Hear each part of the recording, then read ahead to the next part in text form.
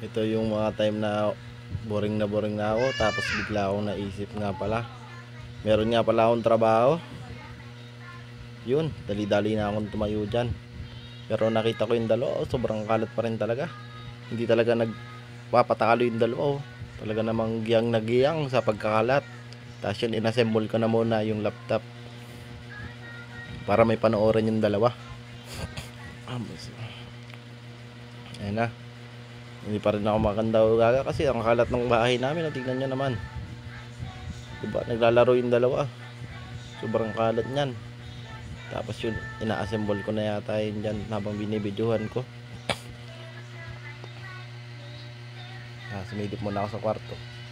Okay, all goods na. Ito na, yun, inaano ko na, sineset up ko na sa YouTube.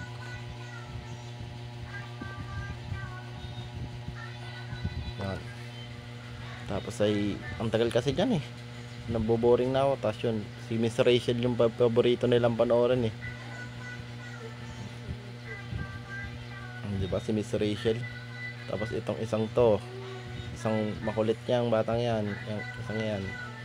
Yan. Tapos ay yun, natapakan ko pa yun, basag-basag yun, oh. Nasira ko pa yata yun. Tapos sinabi ko, ito kasing batang to eh, sobrang kalat na kalat eh, hindi makaano eh. Tsaka ito, makalat ka din eh, yung giyang kayong dalawa eh. Tapos yun, nanonood na sila ng Miss Rachel. Tapos sumilip muna ako dito, tinitingnan ko kung may gagawin ako. Sumilip muna ako dito. Tapos ay binuksan ko yung rep, tinignan ko kung may kakainin. Kaya lang walang kakainin. Kaya yun, sinarado ko na lang ulit. Nakikita ko may pusa ako dun, oh, natutulog. Tapos yun na nga, pumasok ulit ako sa kwarto para magtrabaho na. May hinanap ko niya yung susi eh, hindi ko nakita. Tapos ayun na, nag-uuli ako. Hanggang sa tinawag ako ni mama dyan. Sabi sa akin ni mama dyan, Kenneth, magtabo ka nga muna ng tubig, maghuhugas ako. Tapos yun, nalabas na sana ako eh, at magtatrabaho nga. Pero naisip ko magtabo na lang muna ako. Yun, ito na, nagtatabo na ako. Yan, tabo pa ako dyan. Yeah, tapos yun, pinlex ko na naman yung magarang muka eh, yung matigas na muka. Tigas boboy. Pinalex mo pa hanggang sa ayan si Jasmine, oh, nag-iiyak doon sa harap ko. Tapos biglang bumaba. Yeah, wawa naman ang baby ko. Oh, bakit? Anong gawa niyo? Ano ba tayo iyak yan? Ha? Naglalandi ka? Ha? Yun, naglandi na nga po ang batang makulit. Pero sobrang thankful ako yan kay Jasmine kasi siya lang yung nagmamahal sa akin ng totoo eh. Yan, oh. No. Yeah.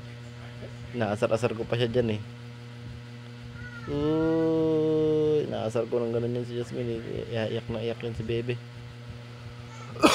Excuse me po, bye bye. Sinabi ako pang bye bye. Saan nga sa nagchat si parang Gerald. Yun, sabi ko magbibideo lang ako dun.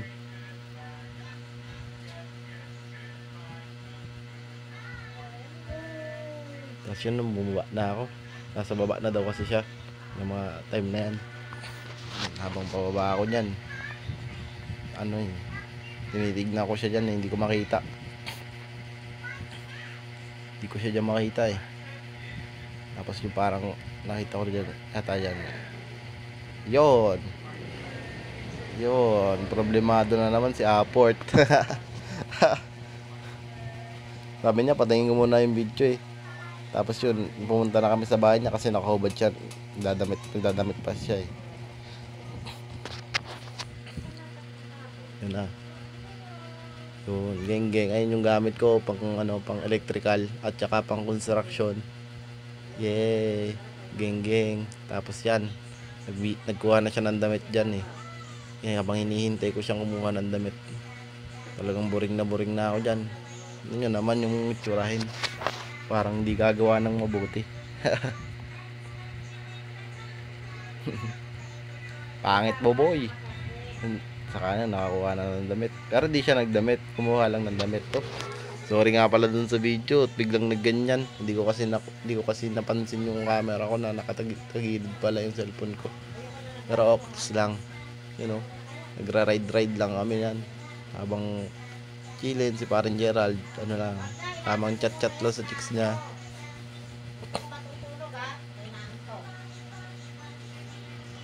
Para akong tanga dyan, naiisip ko na eh. Tapos yun, nandito na kami sa site. Tapos una ko pinuntahan dyan si Foreman.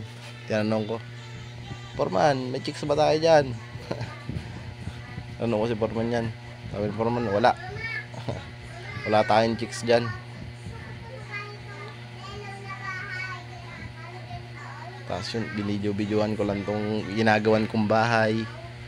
Yan na. Hanggang sa kinausap ko na naman si Foreman.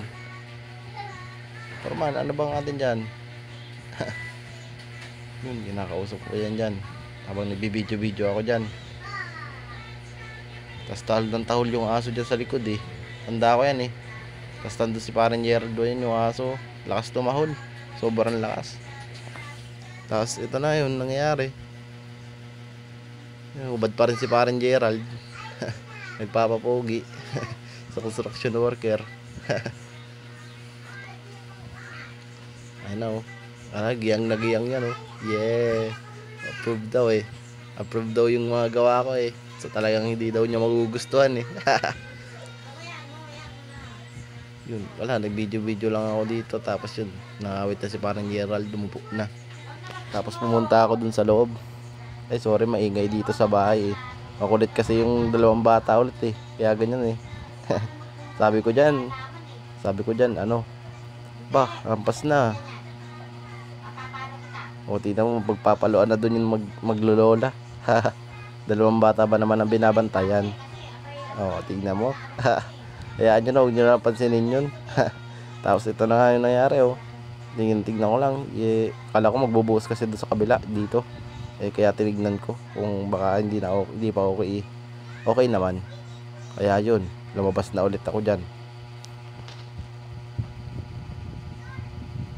Tapos tinitingnan ko pa. Tapos sabi ko kay Foreman dyan, Foreman, mag-subscribe ko pa sa YouTube channel ko. Kasi bago pa lang to eh. Tapos tinutukan ko yung aso kasi taol ng taol yun, sobrang ano eh. Tapos yun, pauwi na kami. Pinag-drive ko na si parang Gerald para makahawakan ko ng maayos yung camera. Yun, pangiti-ngiti pa siya dyan oh. Yeah, geng-geng niya siya dyan oh. Yeah, sobrang geng-geng yan. Yun oh. Diba? Quality. Tapos yun, pinakita ko na sa mukha ko yung ano, si parang Gerald. Yeah, geng-geng kami dyan dalawa eh. Galing trabaho, nagala lang at nagnood. Pero okay lang. Wala naman kasing gagawin. Sinabi ni Foreman na wala pang gagawin kami. Tapos tumigil siya dyan. Tapos may lumapit siya sa amin. Hindi ko lang nabidyuhan ha. Hindi ko na lang nabidyuhan. Naghahamon ng limahan. Tapos yun, nung pinarada ko na yung motor, pinlex ko lang ng konti. Tapos yung gamit ko, lakad na ulit pa akyat.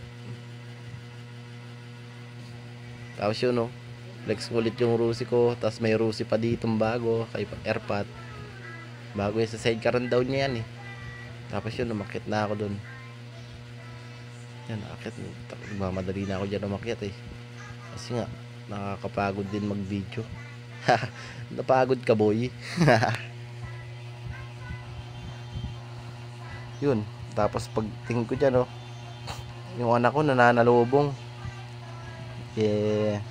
Talagang mahal na mahal ako ng anak ko eh. Yun na nga. Tapos ay nagtingin-tingin lang ako dito. Pagpasok ko, baby baka maipit ka dyan. Thank you.